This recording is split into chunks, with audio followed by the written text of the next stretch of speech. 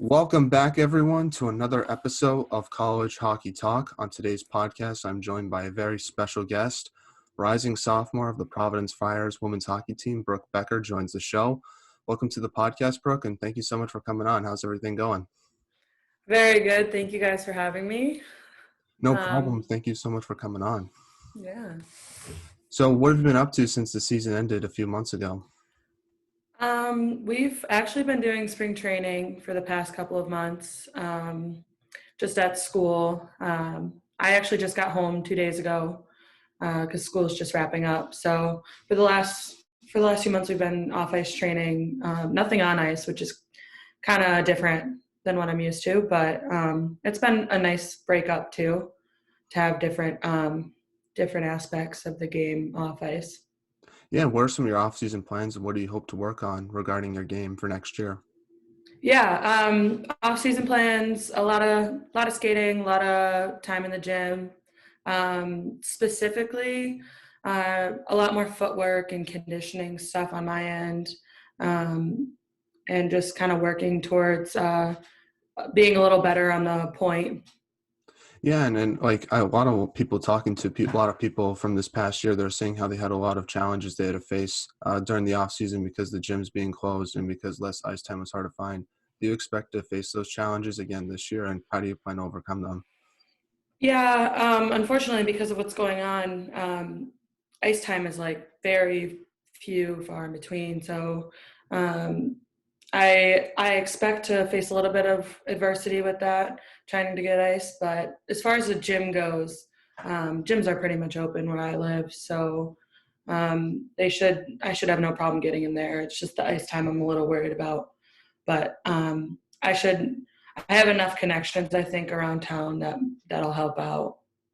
Yeah, and I guess what are your goals and expectations for next year? What do you hope to accomplish personally, and what do you hope to accomplish as a team as well? Yeah, personally, I'd like to just continue doing well. Contributing where I can. Um, just kind of do what I did this year and fill in and help out even more. Become that like next level defenseman.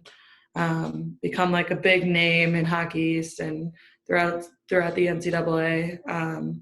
And then as a team, we want to do what we did again this year. We want to go back to the tournament and hopefully even advance another game in the tournament or more. National championships, what everybody dreams of. So. Yeah, and I kind of want to transition a little bit from the beginning of your hockey career all the way to where you are now with Providence. So you're from Orchard Park, New York. How did you Yep. start playing hockey and falling in love with the sport?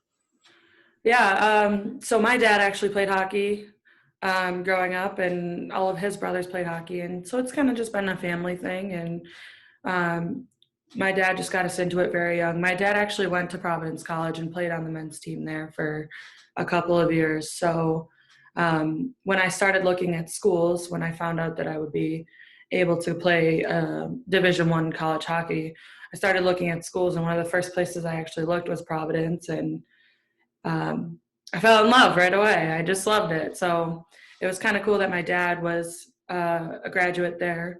So we kind of fell into place, and now I'm wearing his number that he wore. So it's kind of a family tradition, I guess you could say. Yeah, and did you grow up going to Providence games?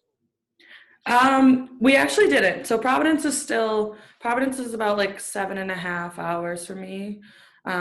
So when we did go to games, we would go to like Canisius, schools around in Buffalo.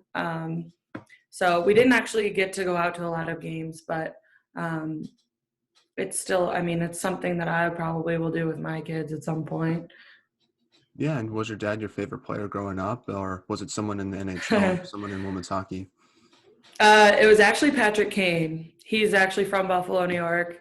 Um, and I've had the opportunity to meet him once or twice. And I don't know, he's just always been like my idol. He doesn't play defense. He's not my style of player at all. I just really enjoyed him growing up. So, and I thought it was cool that he was from where I was from. Yeah, what's he like as a person off the ice?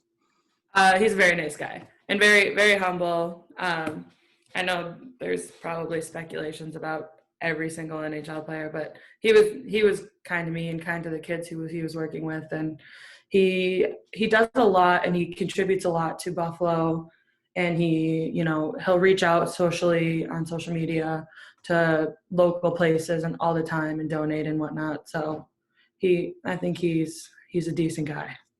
Yeah, and do you think he's the best American player of all time? Because in my opinion, I think he is. And if he gets a gold medal, I think he definitely earns it, in my opinion. Yeah, I mean, he's insane. He's already played his thousandth game in the NHL, right? So he's I don't know. There's no words to describe how good he is. He's just so good. Now, before Providence, you played for your hometown Buffalo Bisons hockey team. Talk about your experience there and what was it like? It was nice. I actually played there 10 years. I played boys growing up, um, just because that's kind of like all there was. There was maybe a couple of girls teams, but they weren't all that good. So I played boys for a while at Bisons, and then eventually, uh, like first year of high school, I got into girls hockey, and it was really fun, and I really enjoyed the girls I played with. Unfortunately, the level of hockey just wasn't as high caliber, I guess, as I needed before college. So that's kind of why I decided to go to Stoney Creek my last year of high school. Yeah, and how'd So you get the opportunity to go to the PWHL and play for Stony Creek? Because I know they're only allowed to have like two American players on each team in that league. yeah, it was something that I kind of like reached out to them about my last year at Bisons. I was like, hey, like I know you guys are very limited on the amount of girls you can have from the U.S., but um, I really need a place to play that I know is going to be high level and going to be more college like. So um, I reached out. They had me come visit the rink, and visit the locker room, visit the coaches, talk it out. I had actually known my assistant coach, Brooke Nicholson. I had known her from playing in Brock. I had played like a summer tournament or something, so I had like known her already, and she was the assistant coach. So it worked out that I had another connection there as well. So I ended up just there, and I loved it. I absolutely loved it. Yeah, you got to play with a lot of great players in Stony Creek too. How does playing against those type of players help your hockey development? It definitely made me become more defensive. I think prior to that, I was heavily relied on for like offensive play too, and I didn't have enough defensive game, even though I was a defenseman. So it really shifted my game into having more of a well-rounded offense, defense, positioning. So um, it was a lot faster. It was a lot more physical. I honestly think it's more physical than college, but it was definitely a challenge to begin with, and something I needed to adjust to. Yeah, and what's your favorite memory you've ever had with Stony Creek? Oh man, oh god. Um, I guess just like the road trips and just being with the girls all the time, 24/7. Because of COVID, our season got cut short, and I actually haven't seen most of those girls in well over a year, and that's really sad. So, just like spending time with them is something we will never get back, um, and I don't know the next time I'll be able to see them again. Because as far as I'm concerned, the borders are going to be closed for ever. Yeah. So, Did you get to play against any of them in Hockey East this year? uh, Reagan Miner, I played against for a while. She played for Merrimack. Um, Trying to think of anyone else.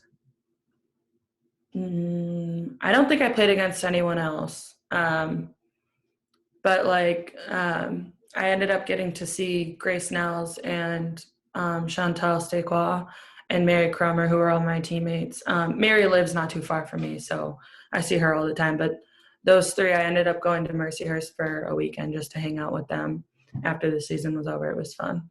That's So awesome. Well, how yeah. did your time in Stoney Creek and playing in the PWHL help prepare you for college hockey? Because I know you were saying earlier how it kind of rounded out your game as a defenseman. Because watching you in college hockey this year, you're a very offensive and defensive defenseman. Do you think playing in that league helped make your game even stronger heading into college?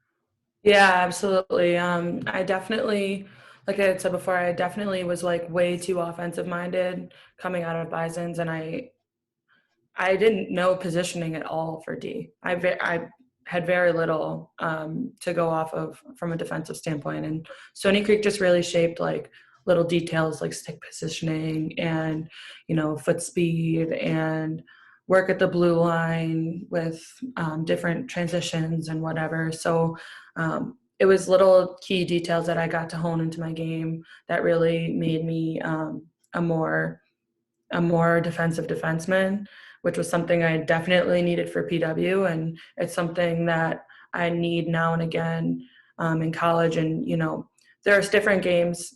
Every defenseman knows this, but there's different games where, especially in college, you have to play defense, and then there's different games where you can be more offensive. Um, it just depends on how the game's going and who you're playing and whatever else. So I think it really prepared me, and the atmosphere that Stony Creek created also prepared me. I mean, we had games every weekend like we do in college. We traveled a lot. We did a lot of road trips together. When we stayed together as a team, we stayed as a team, no parents. You weren't seeing your family all the time. So it was very much college-like, but I still got to live at home and like have a normal high school experience. So I think it's super preparing for what I was getting into. Now, what was your recruitment process like, and when did Providence started showing interest in yourself? So I actually played Bisons under Shelley Looney. I don't know if you know who that is. I do not. Um, no. Okay. So she was an Olympian on the 1990 women's, the first ever women's team that won gold. So she was my coach for a couple of years at Bisons, and I loved her. Loved playing under her. And so she kind of got me into talking to coaches here and there. But I had already kind of told her, hey, like this is like Providence is like a school I would want to see and be interested in. So she got me into talking with the coaches at the time. And this was my freshman year of high school, so it's kind of been a while. Um, but they got me into talking with them, and a lot of it was talking over the phone at first, and then eventually they wanted me to come out and do an unofficial look around the rink and around campus and whatnot. So I went out there with my family, and this was still my freshman year, and I ended up just deciding that I loved it, and they offered me a spot, and I took it. So Yeah, that and was what that. Yeah, and what was like the biggest adjustment you had to make to college hockey? Was it the speed or mental side of the game? um, well, this year mentally was an adjustment regardless of playing college or not. I think it was tough for everyone. A lot of girls didn't get to go home or see their family or whatever else. So mentally, it was adjustment. It was an adjustment no matter what. But I think more speed and reaction time, decision making more than anything. It was definitely all had to be quicker. Now, this year's college hockey season, you guys had to deal with a lot of different challenges throughout the regular season and during the hockey's playoffs as well. How'd you deal with, first of all, the schedule changes that happened throughout the season, especially in hockey, since you guys didn't even know who you were going to play until the Yeah. Tuesday before the weekend? Yeah, you kind of just had to go with it. We ended up, our first game was supposed to be against, I think, Merrimack, and they ended up getting COVID the morning we were supposed to play our first game. And, for us freshmen, we were like, oh my God, we're already freaking out. And now we're like, oh, what's going on? So we ended up playing UConn the next day. Um, I don't know. It's something that you didn't really have control over. So it was not really something you could deal with. You just had to like go with the flow and be okay with it. So we just took whoever we had coming and prepared. We tried throughout the week to prepare who we were going to play and watch video and whatever, but you just had to be ready for whatever was going to come at you. Now, 3-on-3 overtime was also introduced to college hockey this year. How did you adjust to that as a defenseman, having more space on the ice and having more offensive opportunities to score goals? Yeah, I definitely, that was something that I worked on throughout the year, was just like increasing my foot speed and being more able to be well conditioned to keep going throughout a position where you're skating a lot more and you have a lot more open ice. So I just had to adjust a little bit in that aspect. So unfortunately, I got COVID throughout the year, and that kind of took a dip on my health for a little. So that that was that, but it's better now. But everything was an adjustment this year because things were changing like that. So Now, your team was also one of the top-ranked teams in the country throughout the entire regular season. How did you try to maintain that success throughout the regular season, and how did you deal with the pressure of having that ranking? yeah, that was something we definitely talked about as a team, was just that, we're going to have other teams on our back because we're high ranked and we're nationally ranked. So something that we just did consistently was, worked hard throughout practice and, kept each other motivated throughout practices and throughout the week. And a lot of times, or for a big portion of our season, we were alone on campus. So we just spent a lot of time together and made sure that we were like having each other's back and talking out when we needed to talk out, and doing the things we needed to do to keep the consistency going throughout our game and throughout the season. Now, did you get to play in the Hockey's playoffs this year? Because I know Providence had like 14 players on that team. Pretty crazy. Yeah, so funny story. I actually got COVID. I was like the first one to get COVID on my team, and then a bunch of other girls got it following me. So I actually got out of isolation like 3 days or 2 days or something before our first game against BU, and that was fun. And I did all the protocols and whatever, but we didn't even have like a full team practice before we played. So it was just one of those things where you had to deal with what was coming and deal with it. Like, so it was definitely challenging, but I was fortunate enough to play in all the games.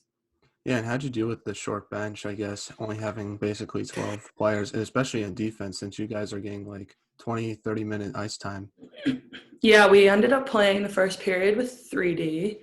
Um, that was fun. I don't know. We kind of just like rotated in and out. And when someone got tired, you came off, got your breath real quick, and went back out. The nenext period was better. We played with 4 the next 2 periods, so we were a little bit better. But yeah, it was. I think the adrenaline of the playoff game, and that was our first time playing BU. I think the adrenaline there just kind of kept everyone going. And yeah, I don't know, Yeah, and just talk a little bit pull it more out. about that game against BU and just beating them because they kind of had a little bit of a comeback in the third period, but you kind of held them off and won that game. Just what do you remember from that game, and talk about what was the key to that win? Yeah, we we started off the game, and even into the second and into the beginning of the third, we were doing just fine. I think towards the end of the third period, we started to get tired. I mean, it made sense. We only had 14 girls, so we were a little bit tired. But we just I think we hammered them soon, and we just kept the pressure going. And um, I had a pretty good game that game. I think it was just after being in quarantine and isolation and whatever else, I was so done and ready to get out. Um, but we did really well in the power play and penalty kill and everything else, and we just hammered them, especially in the power play. I think we had a couple of power play goals that game, so it was a really good game. It was probably one of the most fun games I remember of the year. You then beat Maine in overtime, the second game in the Hockey's playoffs. Just what was your reaction when Hunter Barnett scored that OT winner? And talk about making it all the way to the Hockey's championship game. Yeah, I actually was talking to Matt when the goal was scored. Um, so we didn't even see it because he looked at me as soon as everyone got up to scream and he was like, "Oh shoot!" But it was just, you know, you could take a sec to breathe after that. Um, that was another one of those games where we were still really short bench, so um, we were back to back playing, so it was just kind of like a sigh of relief when she scored, and just so much excitement. I mean, never in a million years did I think my first year we would go right to hockey's finals and then right to the NCAA tournament. I was not expecting that. So it was and it's just so nice to know that like your hard work is paying off, that you're getting to the places you want to be. Now, you lost in that Hockey's championship game against Northeastern. How'd you use that loss heading into the national tournament this year? We just took it and we used it as fuel to go into the next game. We knew Wisconsin was a good team, but we thought they were beatable. They had lost throughout the season too in the regular season games, so we kind of just took it and we watched the film from the game, and the little mistakes that we made sure we corrected throughout practice and tried to correct throughout the game against Wisco. So we just did what we could and used it to fuel. Yeah, and just talk about that atmosphere in that game against Wisconsin and Erie, because there was a 25% capacity fans were allowed at that game. Obviously, it was a little bit different than other tournament games in the past, but what was your experience like being a player in that setting? Yeah, it was actually it was super cool. I mean, the rink was gorgeous. It was so nice to finally see fans in the stands. We weren't wearing masks for that game, which was nice. That was the first time all year we didn't have any masks on underneath our helmets. That is, um, and so it was very cool. My family was there. My dad, that was the first game my dad finally got to see. Um, so it was very heartfelt and fun. I mean, we made the most of it. We obviously worked our butts off to try to win that game, but Wisco's a good team too. I mean, they're not unbeatable. We know that, but they're a good team, and I'll give them that. I mean, they won the national tournament, so Yeah, and I I'll guess give them like that. what was that game like against Wisconsin? Even though you lost, like take me through just playing in that game, and what do you think went wrong? Because I feel like you guys played well defensively, especially your goaltender Sandra Absteiger. She Yeah, never mind that game. I guess like what did you take away overall from your first tournament game? I took away that Sandy's insane. She's so good. She held us in for a lot of the whole game. Really, I think about that game. It was a 2-0 game. So I mean, I know it was actually 3-0 with the open net, but when it was all said and done for us, it was the 2-0 regular game. Um, and I don't know, I definitely took away that my footwork needs to get faster. They are so fast. I mean, the girls are crazy good. So from a defensive standpoint, my footwork definitely needed to be faster. We did well in our own zone though, so I can't really say that we didn't break apart that like bad in our own zone. It was just more or less a couple of little breakdowns that resulted in their goals. So um, we, I mean, we needed more offense, but they were hammering us. So we had to play a lot of defense, and I think we did really well. It just little breakdowns after a while what killed us a little bit, but other than that, I think we were on the right track, and Sandy obviously held us in there. So yeah. So we're now in a segment I like to call the non-hockey segment, where I ask you some non-hockey questions. What my first question is: what music do you like to listen to on a general basis, or just before a game? Just before a game, I usually listen to rap music. I know that's kind of basic, but usually rap music. a little bit of EDM, Hmm. just kind of get the blood flowing. Yeah, your teammate CR Barone makes a great mixtape before the game. Oh god. Like Oh yeah. I've never heard it before, but everyone says Providence has like one of the best warm up mixes in the country. How does that fire you up before a game? Yeah, she so something that we always do before the game is we turn the lights off, we put our buckets on the ground and our gloves on the ground, and Sierra runs over to the aux, and we're all sitting in our seats, and she turns on like an old rock song or something to get us going, like Welcome to the Jungle or something, and we just kind of sit there and like rock out to it, and then we leave and go warm up, and that's something that I think really pumps us up and really gets us going. And obviously we have our win songs, we have Mhm.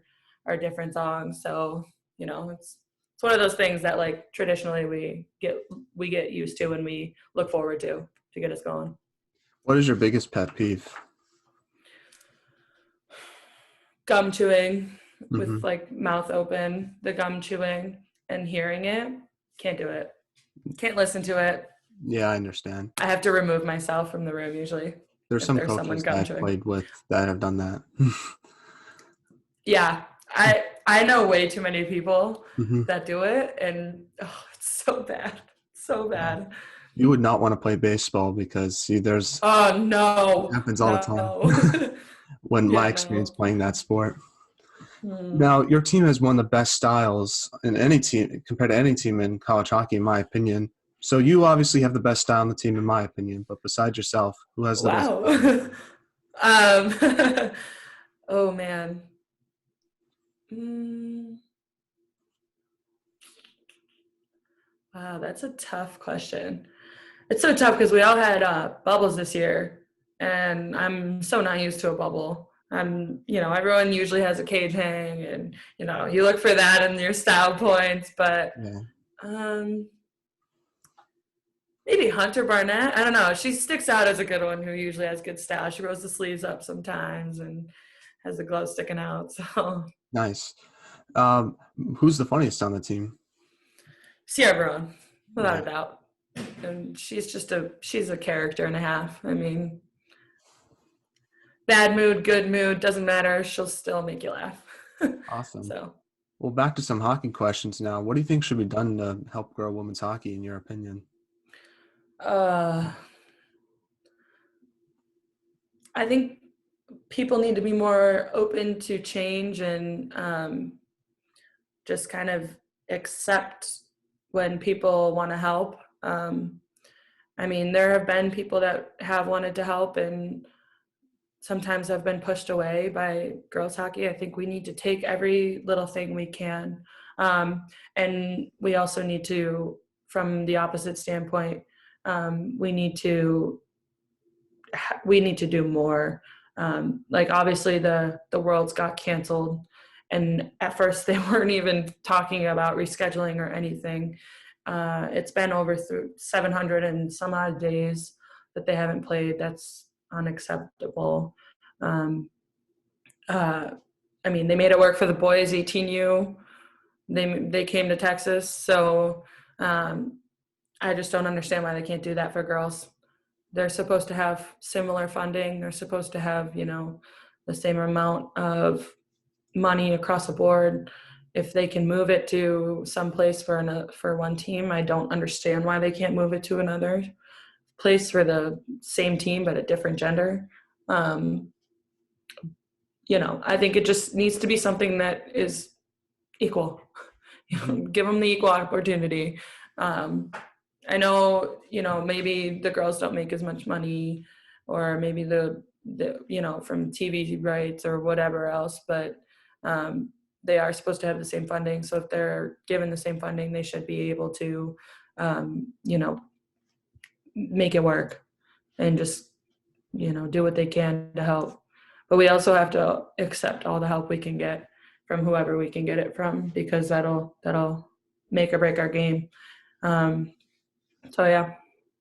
Well, do you have any shout outs you'd like to give before we let you go to your teammates, friends, and Oh family man. members?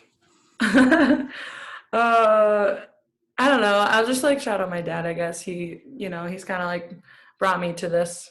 to this place in my game and in my life. So I owe him a lot of credit to where I am.